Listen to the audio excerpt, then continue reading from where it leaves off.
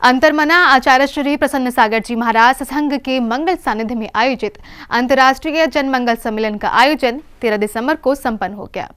योग गुरु बाबा रामदेव ने इस आयोजन में गरिमामय उपस्थिति दर्ज करवाकर सनातन और जैन धर्म के विभिन्न शाखा के विचारों को प्रस्तुत किया।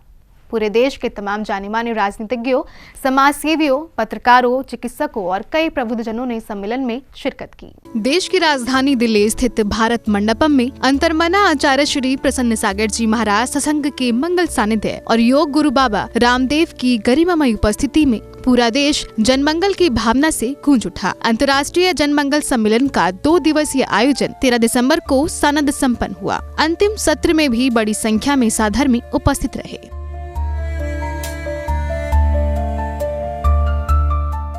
सम्मेलन के अंतिम दिन सौम्य मूर्ति उपाध्याय श्री पीयूष सागर जी महाराज सत्संग ने सभी को मेडिटेशन करने की प्रेरणा दी और कहा कि आत्मा को शुद्धि की ओर ले जाने का साधन मेडिटेशन और ध्यान ही है।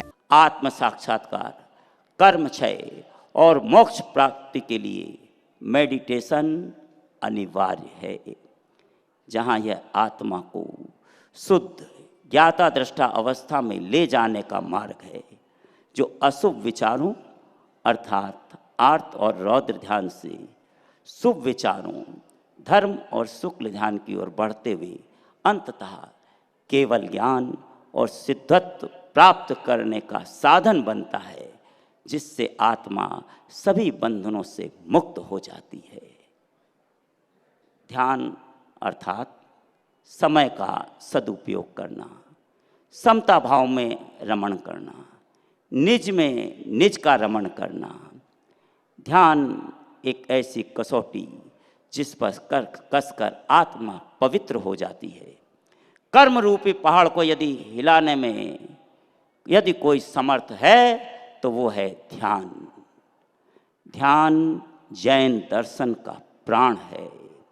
ध्यान एक ऐसी साधना है जिस साधना से साध्य की सहज प्राप्ति होती है। सम्मेलन के समापन की बेला में आचार्य श्री प्रसन्न सागर जी की प्रेरणा से हो रहे कार्यों और दर्शन को दर्शाती हुई एक डॉक्यूमेंट्री दिखाई गई।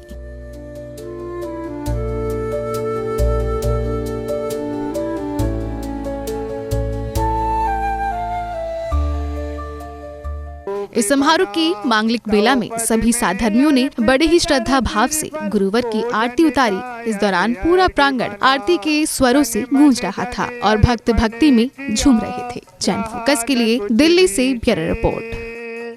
अष्टद्रव्य से पूज कर पाऊं जिनका भेद।